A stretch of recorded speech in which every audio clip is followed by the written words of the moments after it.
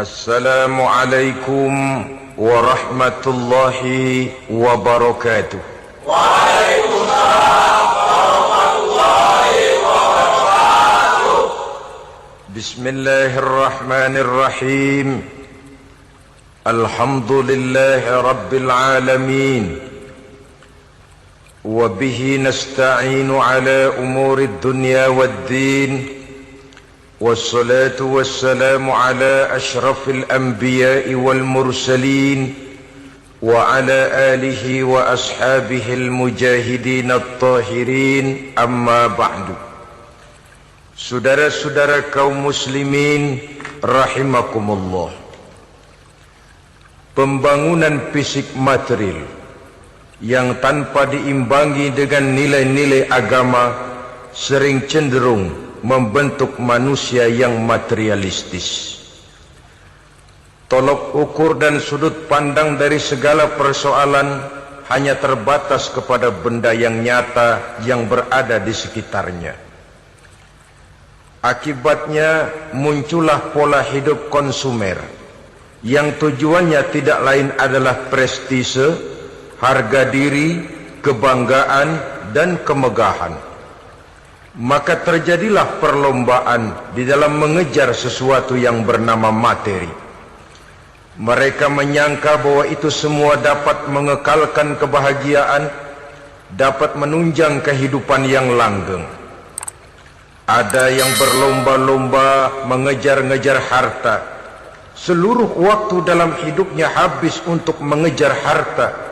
Tidak peduli siang atau malam, sore atau pagi. Sujud tidak lagi sempat, Allah dilupakan dengan agama jauh. Ada yang berlomba mengejar-ngejar pangkat, jabatan, dan kedudukan. Tidak peduli menjilat ke atas, menginjak ke bawah, atau menyikut kiri dan kanan.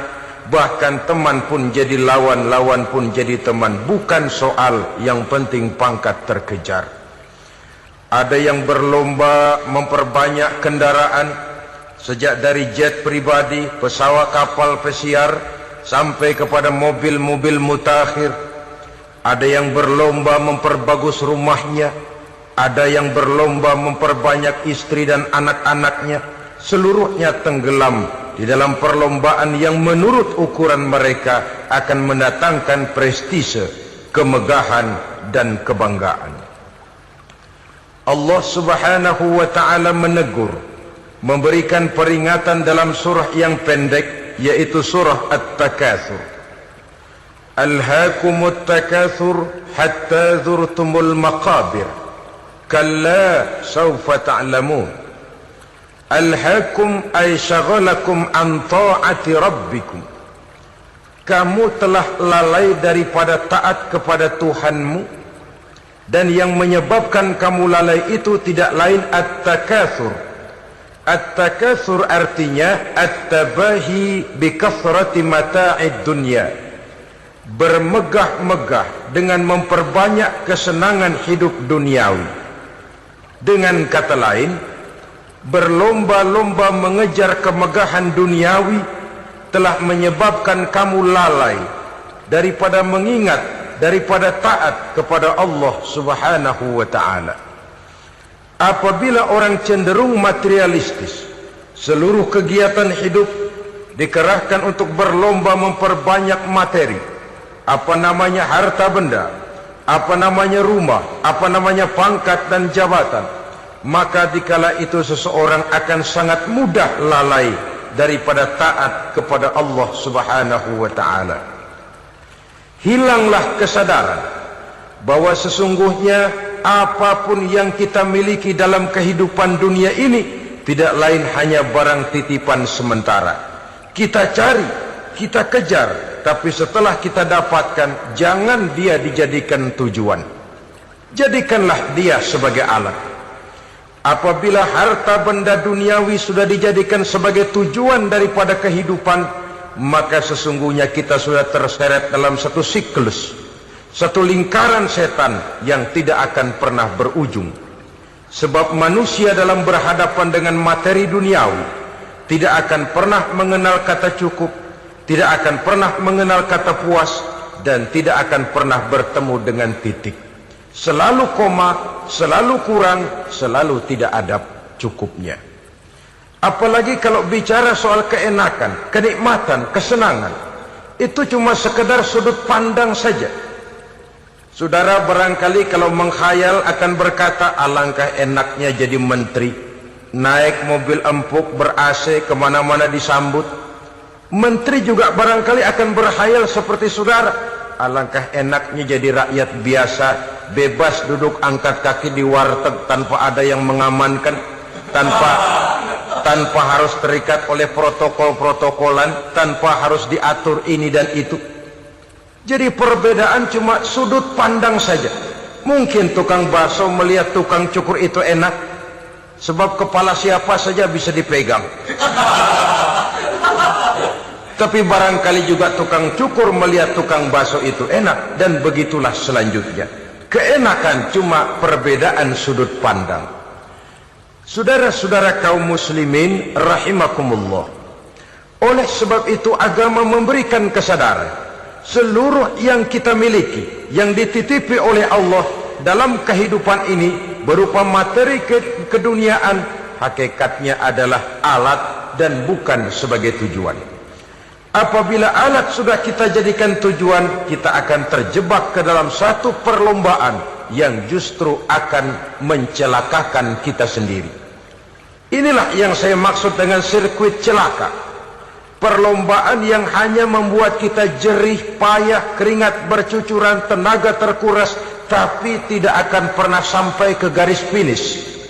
Karena memang tidak ada garis finishnya. Betapapun jauhnya satu perlombaan, dia mesti punya garis finish. Tapi kalau sudah at-takatsur, berlomba bermegah-megah diri, maka barangkali tidak akan pernah ada garis finishnya. Kita akan terseret dalam lingkaran setan, berputar di seputar itu tanpa tahu kapan berhenti dan di mana titiknya. Agamalah yang memberikan kesadaran. Alhaakumut takatsur. Bermegah-megahan telah membuat kamu lalai daripada taat kepada Allah Tuhanmu. Semua sadar bahwa kita diciptakan tidak lain adalah untuk mengabdi kepada Allah. Nilai pengabdian ini sering lentur, nilai pengabdian ini sering luntur, manakala kita sudah berlomba-lomba, bermegah-megah dengan materi kehidupan dunia. Islam jelas tidak menganjurkan penganutnya jadi orang miskin. Bahkan Imam Ali karramallahu wajhah pernah mengatakan, kemiskinan bisa menyebabkan kekufuran. Ayat yang pertama turun juga kita tahu, Iqra, baca olehmu. Kan seolah-olah Quran cuma tidak langsung saja bilang, hai orang Islam, kamu jangan jadi bodoh. Kebodohan menimbulkan kemiskinan, kemiskinan mendekatkan kita kepada kekufuran. Jadi miskin sama kufur tetangga. Artinya dalam kondisi miskin, kemudi hati itu mudah terombang-ambing. Oleh sebab itu sering kemiskinan umat Islam ini dimanfaatkan oleh orang-orang lain untuk menyebarkan agamanya. Padahal agama adalah soal keyakinan yang tidak mungkin ditunjang dengan supermi, ditunjang dengan beras, pakaian, obat-obatan, beasiswa. Agama adalah soal keyakinan. Keyakinan adalah soal kebenaran, dan kebenaran itu adalah milik bersama. Tujuan diciptakannya manusia tidak lain adalah untuk melaksanakan ibadah. Kalau orang tenggelam dalam perlombaan memperbanyak harta, mempertinggi kedudukan, memperindah segala macam yang sifatnya duniawi, biasanya itu akan membuat dia lalai dari taatnya kepada Allah Azza wa Jalla. Kadang bukan hanya lalai daripada taat, juga sering terjebak kepada maksiat. Karena kalau pola pandang dan tolok ukur sudah benda duniawi semata-mata, sangat tidak mustahil orang lalu terjebak ke dalam prinsip menghalalkan segala cara. Asal sudah tujuan tercapai, cara apapun halal. Akhirat nomor 18. Nah, bukankah memang barangkali kita sejak kecil sudah dilatih untuk materialistis. Umpamanya kita hanya sering dilatih untuk takut kepada yang konkret-konkret saja, takut kepada yang nyata-nyata saja. Seorang ibu kalau menakuti anaknya, aduh nak, kenapa ini kau kerjakan? Kalau bapakmu tahu, waduh, habis kamu. Ya, kita lihat, kalau bapakmu tahu, kalau polisi tahu, kalau hansip tahu, kalau satpam tahu. Tapi jarang seorang ibu menanamkan kepada anak, nak, kenapa ini yang kau lakukan, nak? Bukankah kau tahu Allah lihat, Allah tahu, Allah dengar, Allah, nak? Diajarkan takut kepada yang gaib. Karena kalau takut dia kepada polisi, dia pasti bisa cari tempat lain dong yang polisi kagak lihat. Kalau takut dia kepada satpam, minggir dong ke tempat yang kira-kira satpam nggak lihat. Tapi kalau sudah takut itu terpulang kepada Allah, kepada yang gaib, tidak sejengkal tanah pun yang terhalang dari pengetahuan Allah. Tapi itulah salahnya kita. Sejak kecil anak-anak sudah kita latih untuk takut hanya kepada yang konkret-konkret saja. Akibatnya sampai dia besar melembaga dalam kehidupannya. Dia nyolong, kata temannya, kamu nyolong ya? Iya. Kok nyolong sih? Memang. Kenapa nyolong? Biarin.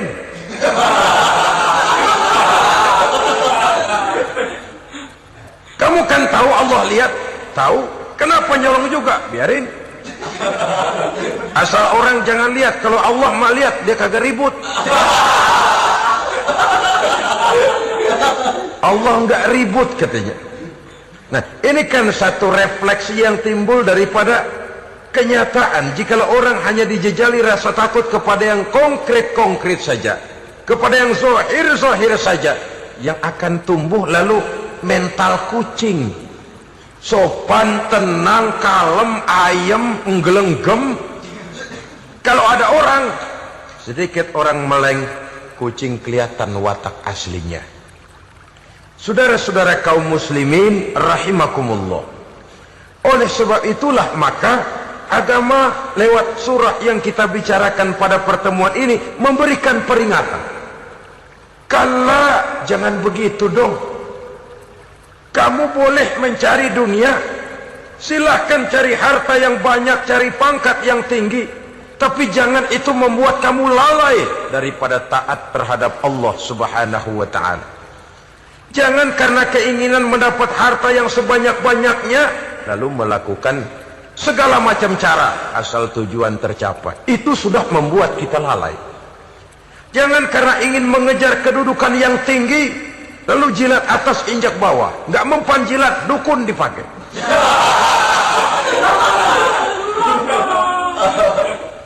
Itu kan sudah membuat kita lalai. Nanti kalau berhasil, wah, dukun kita paten. Tapi kalau gagal, dukun sialan, gagal mantu. Hilanglah Allah dalam kehidupan kita. Makin materialis, dan perlombaan ini membawa kita kepada kecelakaan. Kala, sekali-kali jangan begitu. Berlomba boleh, cari uang yang banyak. Tapi setelah uang didapatkan, jadikan dia sebagai alat, jangan dijadikan sebagai tujuan. Saudara, bekerjalah yang giat, carilah uang, tapi setelah dapat ajak ngomong tuh duit. Bagaimana ajak ngomongnya? Gini, duit, setengah mati gue nyari lo duit lo. Sore, pagi, siang, malam, peras keringat, banting tulang kaki jadi kepala, kepala jadi kaki, nyariin elu duit. Sekarang kamu sudah saya dapatkan, kamu milik saya duit. Karena kamu milik saya, jadilah kamu budak saya. Jangan saya yang jadi budak kamu. Ini idealnya. Kamu harus jadi budak saya, jangan saya yang jadi budak kamu. Nyatanya kan ada orang nyari duit, setelah duitnya banyak dibudakin oleh duit. Dia sendiri tidak bisa merasakan kesenangan daripada duitnya, konon lagi orang lain. Mau ke pasar ngitung 16 kali. Naik bajai, 1000. 1000 itu kalau ratusan semua 1000 lembar. Hitung-hitung, mendingan jalan kaki. Jalan kaki tengah hari bolong, panas, kan dibudakkan oleh uang. Cari karier, kejar pangkat, kejar kedudukan. Setelah ditemukan itu, jadikan dia sebagai alat, jangan dijadikan tujuan. Pangkat kau milikku, karena kau milikku kau harus jadi budakku, jangan aku yang jadi budak kau. Pangkat satu saat dia harus lepas dari kita, jiwa ini lapang. Kenapa? Dahulu pun ketika lahir ke dunia tidak ada pangkat yang kita sandang. Dahulu pun ketika lahir ke dunia tidak ada harta yang kita bawa. Jadi harta itu, pangkat itu, kedudukan itu ada dalam hati, tapi tidak berurat dan berakar. Kalau dia berurat dan berakar dalam hati, berat misah sama harta ini. Berat. Sekedar ngasih fakir miskin cepet juga berhitungnya 17 lembar.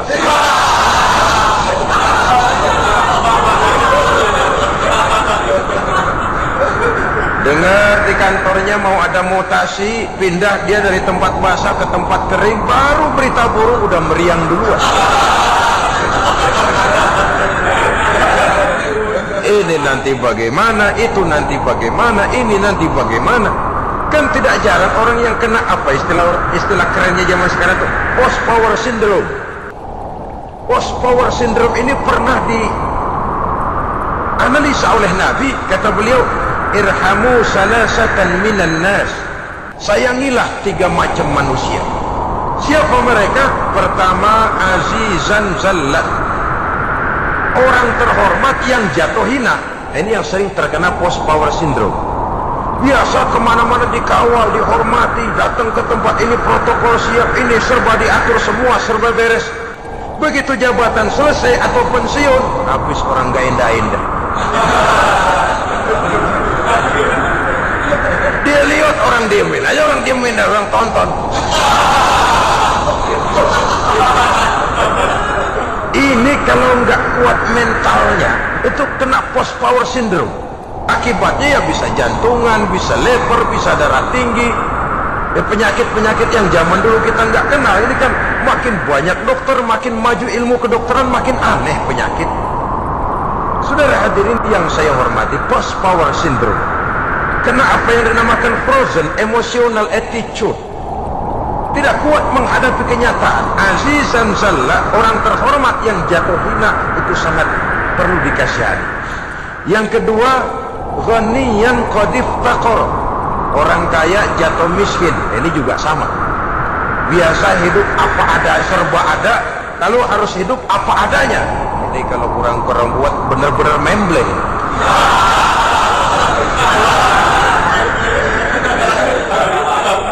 Kalau tidak kuat mentalnya, biasa hidup serba enak, serba nikmat, cuma kerjanya neken cek, main apa itu kredit card, macam-macam fasilitas dipunyai, tahu-tahu jatuh bangkrut, jatuh miskin.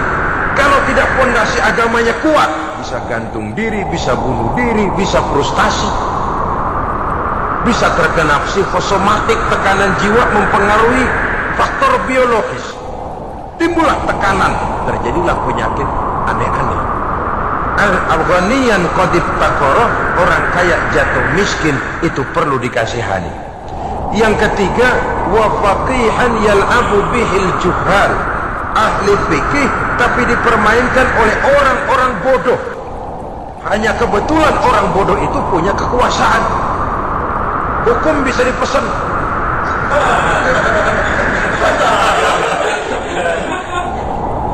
Aturannya haram, Ustaz, ada haram dikit aja dah.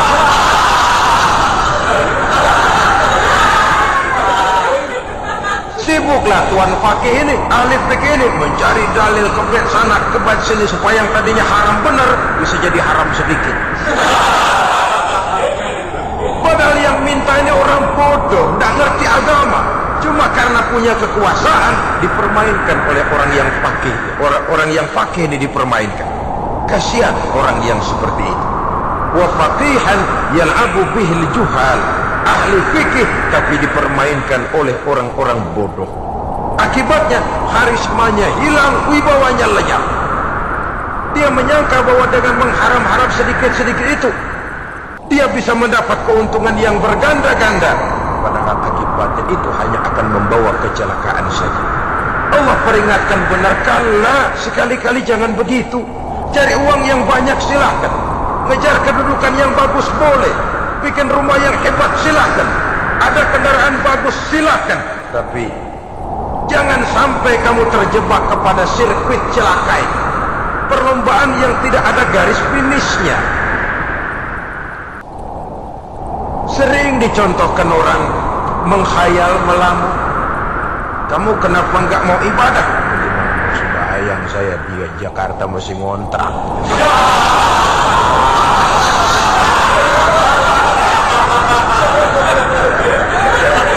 Bingung, tiap akhir tahun kontrakan habis. Kalau punya rumah sendiri walaupun kecil-kecilan, tenanglah saya ibadah. Baiklah, oleh Allah diberikan rezeki, bisa bikin rumah walaupun kecil-kecil. Sudah punya rumah sendiri, belum juga ibadah, apalagi mulur lagi. Terus bagaimana mau sembahyang, rumah kecil banget. Pinggir kali, asal hujan bocor ya.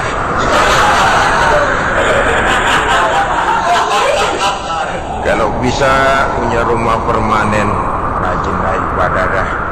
Iyalah, diberikan rezeki, bisa bikin rumah besar, kamarnya banyak, halamannya luas, kendaraan belum ada, perabotan belum lengkap. Sudah ada kendaraan, belum kayak orang-orang. Sudah kayak orang-orang, masih sama guru di atas. Kapanlah selesainya? Kala sekali-kali jangan begitu. Jangan kamu mengumpulkan harta bermegah-megah membuat kamu lalai dari taat kepada Tuhanmu. Engkau tinggalkan rukuk dan sujud, engkau jauh dari masjid, engkau kering dari kehidupan beragama. Sebab itulah maka pembangunan fisik material tidak bisa dipisahkan dengan pembangunan mental spiritual. Tidak hanya cuma dalam teori, tapi juga harus dalam praktek. Selalu pembangunan yang hanya mengarah kepada fisik material, jauh dan kering dari agama, hanya akan melahirkan manusia-manusia materialistis yang terjebak di dalam sirkuit celaka perlombaan yang tidak pernah mengenal garis finish. Sebab itu agama mengajarkan, orang kaya itu siapa sih? Yang banyak duit? Belum tentu. Yang kebunnya di mana-mana ngebelakang? Belum tentu. Yang pabriknya selebar-lebar? Belum tentu. Yang punya segala macam peternakan, dari peternakan gajah sampai peternakan kutu?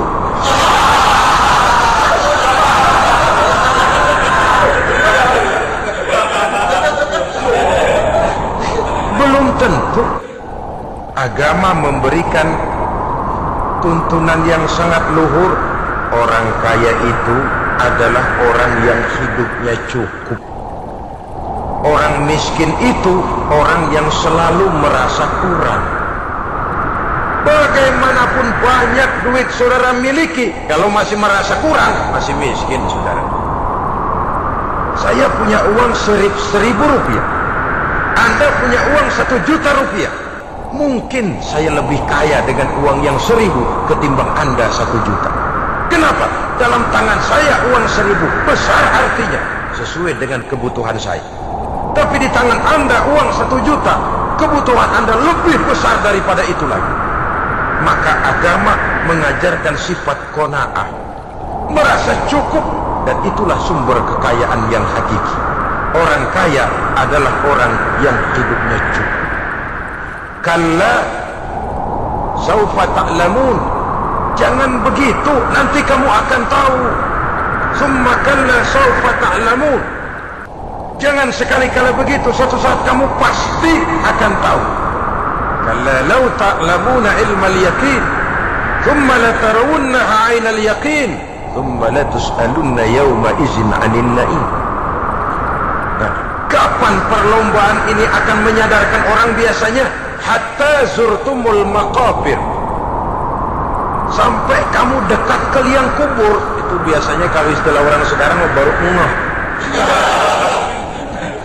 Asal sudah napas sampai tenggorokan disambung dengan selang, sudah Senin Kemis dibantu dengan alat picu jantung, gerak gerak gerak gerak, sudah kayak orang mau gergaji kayu.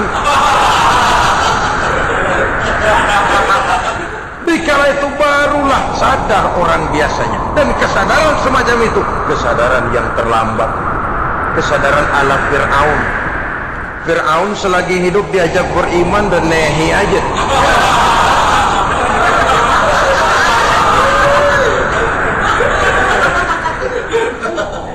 Tapi ketika dia tenggelam di lautan merah bersama seluruh tentaranya, dikala napas hampir terputus, keluar ucapannya, amantu bi Rabbi Musa wa Harun. Aduh, kalau begini mah saya juga percaya kepada Tuhannya Musa dan Harun. Saya beriman kepada Allah. Lagi timbul tenggelam mau sekarat baru beriman. Hatta zurtumul maqabir. Kamu telah lalai dari sebab bermegah-megah sampai kamu masuk ke liang kubur, dekat ke liang kubur. Kalimat zurtum di sini menjelaskan bahwa kubur itu tidak selamanya. Zurtum itu dari kalimat zaro ya zuru, berziarah. Orang berziarah kan sebentar. Ke kubur itu sama dengan berziarah kita di situ. Sebentar, tidak akan selamanya, tidak akan kekal dalam kubur. Bahwa kubur itu cuma satu halte dari sekian halte yang harus kita jalani. Hatta zurtumul maqabir ay mutum wa dufintum fil kubur, sampai kamu mati dikubumikan dalam kubur, barulah kamu sadar bahwa perlombaan itu hanya sia-sia, bahwa perlombaan itu tidak akan pernah mengenal garis finish, bahwa perlombaan itu akan membuat kamu celaka. Begitulah umumnya kebanyakan orang yang terjebak ke dalam paham materialis, baru menyadari kesalahan langkahnya pada saat napas sudah sampai di tenggorokan. Ternyata uangnya yang miliaran rupiah tidak sanggup menyambung nafasnya. Ternyata kendaraan yang serba mewah berkilat tidak sanggup meneruskan kehidupannya. Ternyata pangkat jabatannya yang tinggi yang membuat dia menyebabkan temannya jadi lawan, lawannya jadi teman, tidak akan sanggup menghentikan sang malaikat maut. Kalau keadaan sudah begitu, baru sadarlah kita terlambat. Karena saat seperti itu akan dihadapi oleh setiap orang. Kala, jangan begitu. Sadarlah kamu bahwa kalau sudah dekat ke liang kubur kamu baru insaf, itu terlambat. Sebelum nafas sampai di tenggorokan, pintu taubat masih selalu terbuka. Tapi manakala nafas sudah sampai di tenggorokan, tertutuplah pintu taubat untuk orang yang bersangkutan. Oleh sebab itu, perlombaan dengan bermegah-megah terhadap materi duniawi, tolok ukur dan pandangan hidup yang terbatas kepada wujud benda semata-mata, memang sering menyebabkan orang lalai, sering menyebabkan orang lupa diri, tidak sadar tentang hakikat yang terpenting dari kehidupan ini, yaitu tentang dari mana dia datang, di mana dia sekarang, dan kemana dia akan pulang. Sungguh, ilmu pengetahuan tidak akan pernah mampu menjawab persoalan ini. Sungguh, filsafat juga tidak berdaya menghadapi pertanyaan seperti ini. Hanya agama yang mampu memberikan kepastian batin tentang hakikat dari mana kita datang, di mana kita sekarang, dan kemana kita akan pulang. Makin kita renungi pertanyaan ini, makin kita menemukan diri sendiri. Dan makin kita menemukan mengenal diri sendiri, kita akan semakin mengenal Allah Subhanahu wa ta'ala. Semakin kita mengenal Allah, maka akan semakin terpanggil kita untuk dekat dengannya, mentaati segala perintahnya, dan berupaya menjauhi segala yang dilarangnya. Dengan demikian selamatlah kita dari satu perlombaan yang hanya akan menyeret kita kepada menghalalkan segala cara, jauh dari agama, jauh dari Allah, bahkan jauh dari sesama manusia. Karena umumnya perlombaan seperti ini akan cenderung melahirkan manusia yang egois. muslimin rahimakumullah. Lebih jauh, mari kita mengikuti peringatan Allah dalam surah Al-Munafiqun ayat 9.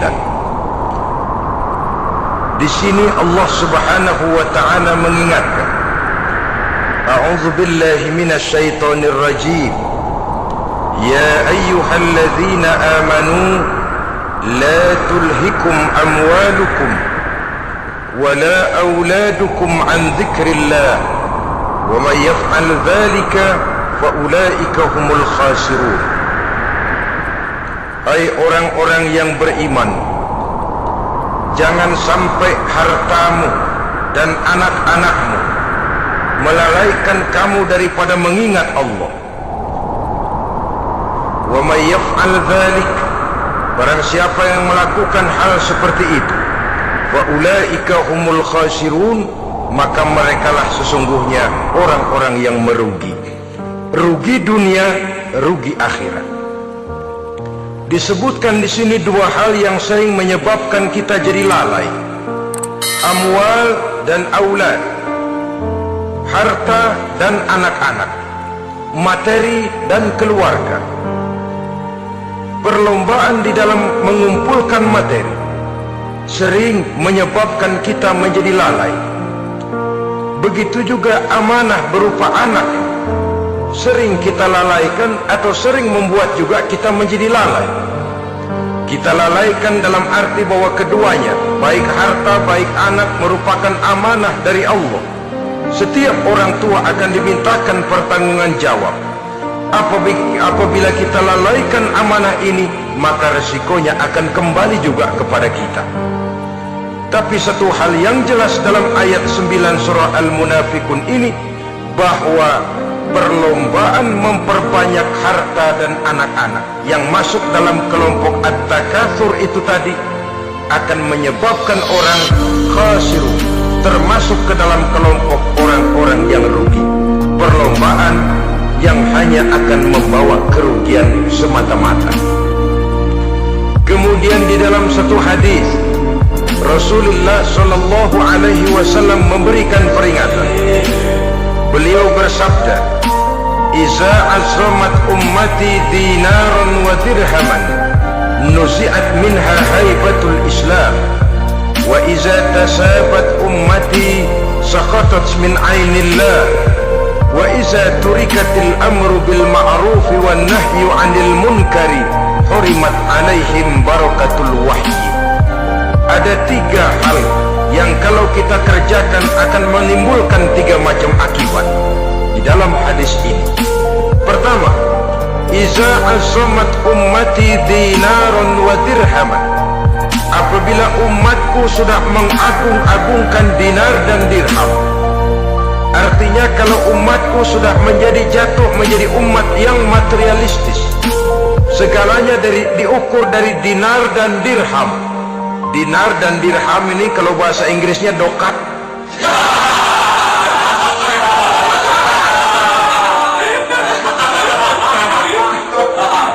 Segalanya diukur dari segi dinar dan dirham saja. Nuzi'at minha haibatul Islam, akan dicabutlah kehebatan Islam dari mereka. Memang ada kalanya kita berkata bahwa tanpa uang kita tidak bisa berbuat apa-apa. Tapi kalau itu dijadikan landasan dari segala sesuatu, itu yang dijadikan ukuran, itu yang dijadikan tujuan, kita hakikatnya sudah gagal sebelum melangkah. Apapun saja profesi kita, apabila sudah menjadi pendewa dinar dan dirham, akan hilanglah kehebatan Islam, akan dicabut kehebatan Islam itu. Umat Islam bisa dibeli, ulama bisa dikontrak, kiai bisa dicarter. Saudara hadirin ma'asyiral muslimin rahimakumullah, apabila umatku sudah membesar-besarkan dinar dan dirham, bermegah-megah dengan itu, berlomba-lomba memperbanyak itu yang menjadi tujuan dan tolok ukur dari segala kegiatan, nuzi'at minha haibatul Islam, akan dicabutlah kehebatan Islam. Hilang itu wibawa. Walaupun dia bernama umat mayoritas dalam jumlah, tetapi dia minoritas dalam peranan. Mayoritas dalam bilangan, tapi minoritas dalam percaturan kegiatan hidup ini. Kita ingat di zaman pengembangan Islam di masa Rasulullah Sallallahu Alaihi Wasallam, mereka berlomba-lomba mengorbankan dinar dan dirhamnya untuk kepentingan agama, bukan mengorbankan kepentingan agama untuk mencari dinar dan dirham. Kita di zaman sekarang sering terjadi penjungkiran nilai terbalik yang kita amalkan. Nabi Ibrahim mengorbankan putranya Ismail untuk kepentingan agama. Kita sering sekarang ini mengorbankan kepentingan agama untuk anak-anak kita. Dulu anaknya yang dikorbankan buat agama, sekarang agamanya dikorbankan buat anak. Dulu dinar dan dirham dibelanjakan untuk menopang agama, sekarang agama dijadikan alat untuk mencari dinar dan dirham. Saudara-saudara kaum muslimin rahimakumullah, memang apabila dinar dan dirham digunakan untuk penyangga perjuangan, itulah idealnya. Saya katakan tadi, dinar, dirham, uang, dunia cuma sekedar alat, bukan sekedar tujuan. Kita memerlukan alat ini. Membangun pesantren tidak cukup dengan semangat. Membangun rumah sakit Islam tidak cukup dengan pidato. Membangun masjid tidak cukup dengan semangat menggebu-gebu. Kita perlu semen, kita perlu pasir, kita perlu batu kali, kita perlu besi, dan itu semua beli. Tidak turun dari langit seperti turunnya embun di waktu pagi. Tidak mungkin rumah sakit Islam muncul ke permukaan hanya dengan simsalabim abrakadabra.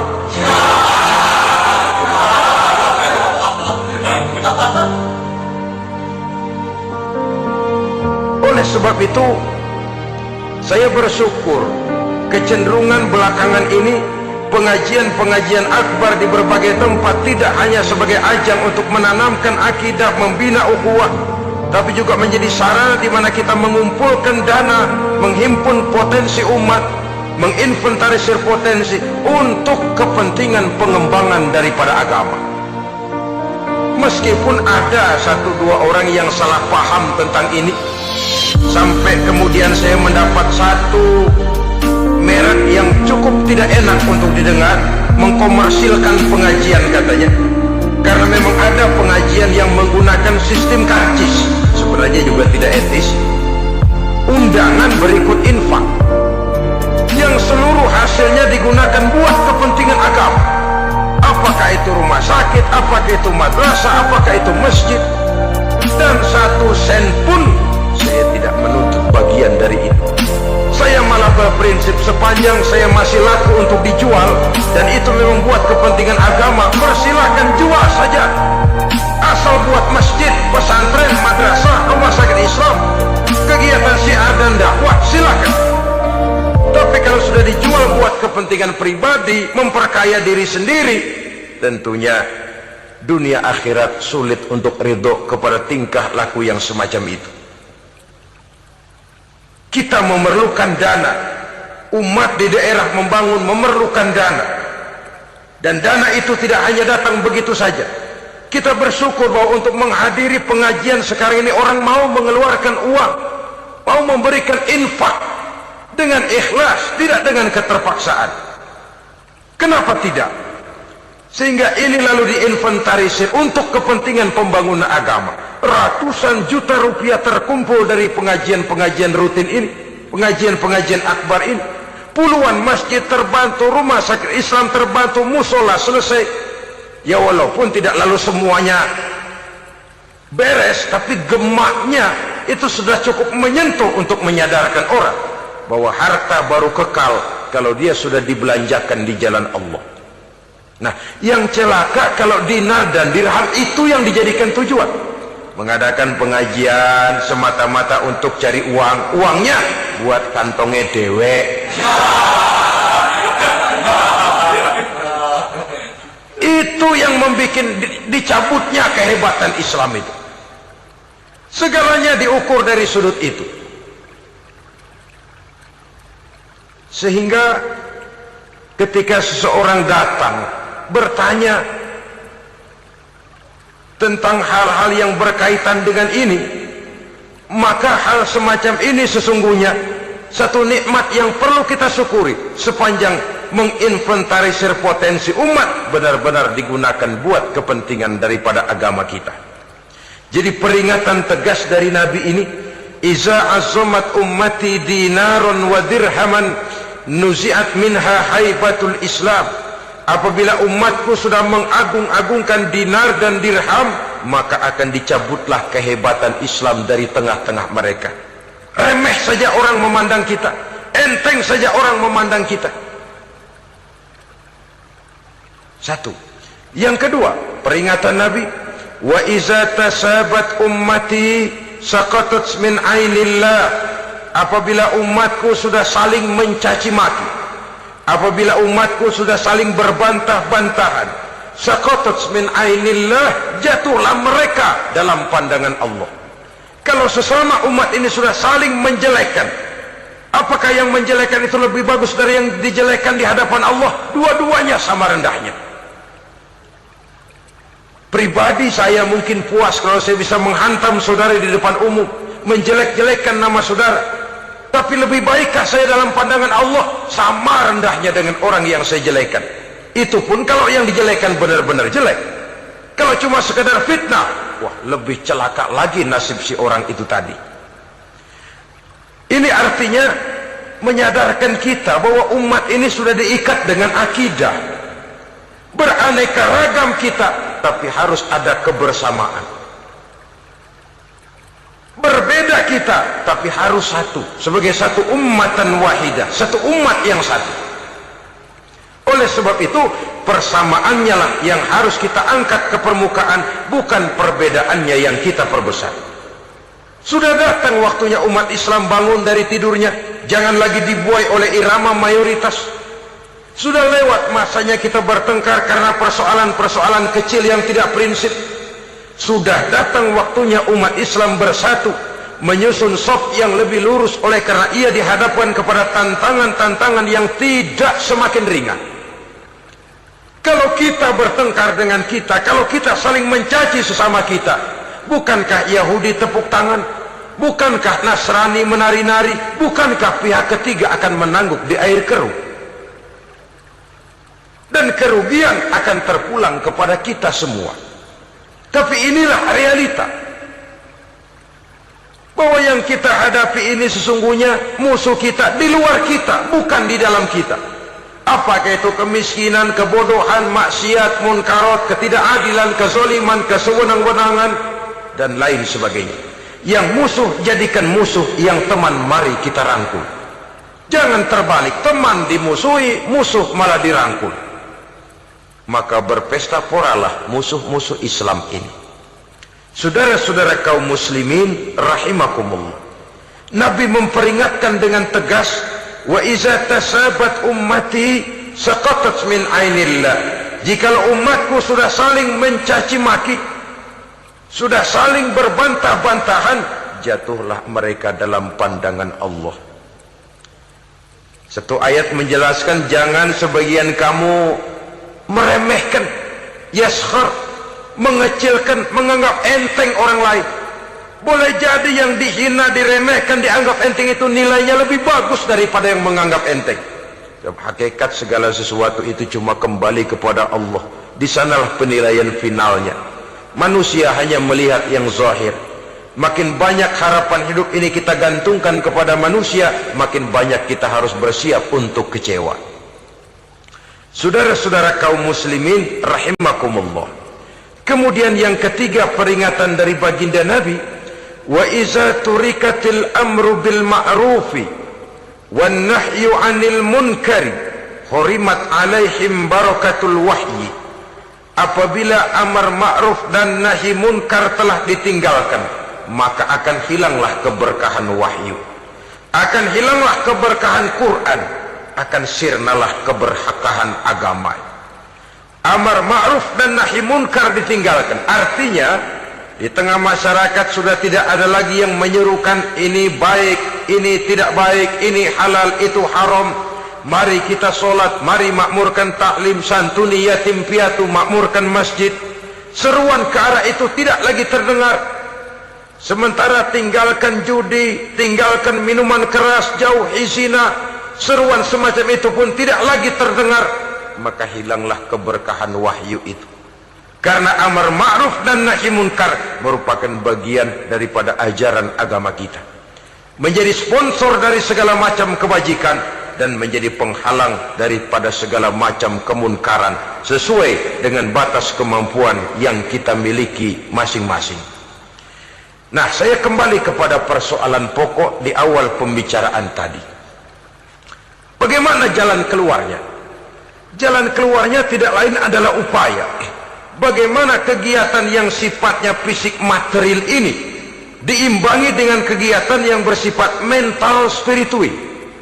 Upaya menghidupkan majelis-majelis taklim, upaya memakmurkan masjid-masjid sebagai laboratorium rohani untuk mewujudkan keseimbangan dalam pola pikir yang akan berlanjut dalam gerak hidup yang kemudian akan tertuang dalam segala perbuatan manusia. Apabila sudah terwujud kepincangan dalam pola pikir, akan pincanglah caranya bertindak dan berbuat, akan pincanglah pandangan hidupnya, akan pincanglah orientasinya di dalam kehidupan ini. Oleh karena itu, Islam dalam berbagai aspek kehidupan mengajarkan sistem keseimbangan. Mencari harta boleh, tapi tidak boleh keluar dalam kerangka fastabiqul khairat. Berlomba-lomba silakan, tapi untuk kebaikan. Bukan untuk bermegah-megah, bukan untuk menumbuhkan gengsi, bukan untuk meninggikan prestise dan harga diri, tapi fastabiqul khairat, berlomba-lomba di dalam mengejar kebajikan, di dalam menyebarkan kebaikan. Bukan sekedar berlomba-lomba, tapi tolong menolong, bantu membantu. Ta'awanu 'alal birri wat taqwa wa la ta'awanu 'alal ismi wal udwan. Bertolong-tolonganlah kamu di dalam kebaikan dan takwa, jangan bertolong-tolongan di dalam perbuatan dosa dan permusuhan. Kerjasama di dalam kebaikan, kerjasama di dalam ketakwaan. Ada satu contoh yang menarik bahwa umat Islam di dalam ia menjalin kebersamaan itu harus seperti orang main sepak bola. Saudara lihat, orang main sepak bola, kalau pertandingan belum dimulai, silakan kumpul di luar lapangan, atur strategi yang baik. Tapi kalau pertandingan sudah dimulai, turun ke lapangan hijau, jangan kumpul terus. Masa ada sepak bola gotong royong, groyok ke sana, groyok ke sini, ya kalah terus. Harus ada yang jadi penyerang tengah, kan begitu toh sepak bola. Harus ada yang jadi kiri luar, kanan dalam, striker, back, penjaga gawang. Yang penting kerjasama, teamwork, lalu mampu menciptakan operan-operan. Yang jadi back jangan ngiri sama yang jadi penyerang tengah. Jangan hasut, sebab bagaimanapun juga andai kata si penyerang tengah berhasil menjaringkan bola ke gawang lawan, kan kemenangan bukan kemenangan satu orang, kemenangan satu kesebelasan, kemenangan satu tim. Ini yang sering terjadi, back ngiri sama penjaga gawang, lalu penjaga gawang ngiri sama penyerang tengah, penyerang tengah ngiri sama kiri luar. Ya kapan mau menggolkan ke gawang lawan?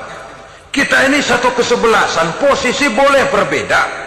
Umat Islam itu harus ada yang jadi camat, lurah, bupati, gubernur, menteri, jadi jenderal, jadi konglomerat, jadi pengusaha, jadi teknokrat.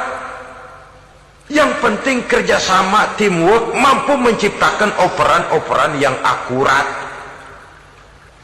Diego Armando Maradona, enggak pakai dia, enggak.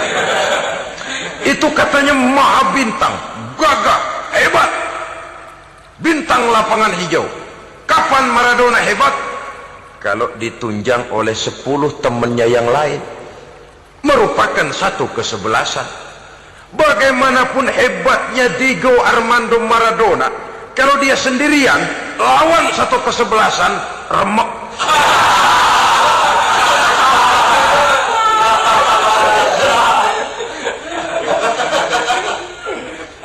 dia hebat, dia jenius, dia maha bintang karena dapat operan dari teman-temannya.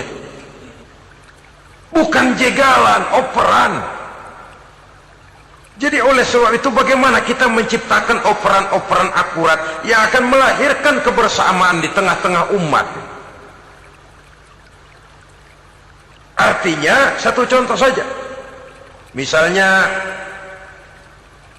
seorang pengusaha besar, oleh karena kesibukannya di dunia bisnis, tidak perlu jadi ketua pembangunan musola. Tapi kalau ada musola belum selesai, operan. Operannya itu yang penting. Apa yang dioper itu? Semen, apa batu kali, apa besi? Yang penting operan. Operannya akurat. Kadang-kadang ada terjadi juga frustasi ngelihat lawan kesebelasannya terlalu kuat, ngoper ke gawang sendiri. Jebol. Kan sering terjadi begitu. Muslim didukung oleh umat Islam, ketika punya posisi menguntungkan malah mempersulit Islam. Ini kan ngoper ke gawang sendiri, bunuh diri namanya. Boro-boro jebolin gawang lawan, asal jangan bunuh diri juga lumayan. Jadi kalau saja kita mampu menciptakan kebersamaan seperti ini, baju boleh berbeda. Seorang muslim boleh dibungkus baju ABRI, boleh dibungkus baju dokter, boleh dibungkus baju teknokrat, boleh dibungkus baju konglomerat, sekedar baju. Tapi kalau terbukalah baju itu, kelihatan dadanya, terbersit nilai imannya, meresap sampai ke tulang sumsumnya. Dan pada saat Islam dikuti-kuti, akan timbul kecintaannya, akan timbul, saya muslim dan saya bangga dengan Islam saya. Saya muslim dan saya mau berbuat untuk Islam saya. Saya muslim dan saya siap mati untuk Islam saya. Dengan baju apapun dia terbungkus, kalau roh, jiwa dan semangat semacam ini tertanam, saya yakin kita umat Islam akan mampu berbuat lebih banyak dengan mewujudkan operan-operan akurat yang sangat diharapkan oleh umat itu tadi. Oleh sebab itu, saudara-saudara kaum muslimin rahimakumullah, baju boleh berbeda, bendera boleh beraneka warna, tapi jikalau bernama muslim, persamaannya yang dicari, jangan perbedaannya yang diperbesar. Nilai persaudaraan yang diikat dengan akidah semacam inilah yang banyak dicari orang, yang banyak menyebabkan orang masuk Islam. Di mana masjid kelihatan benar sebagai simbol kehidupan demokrasi dalam menciptakan ukhuwah, wawasan ukhuwah ini.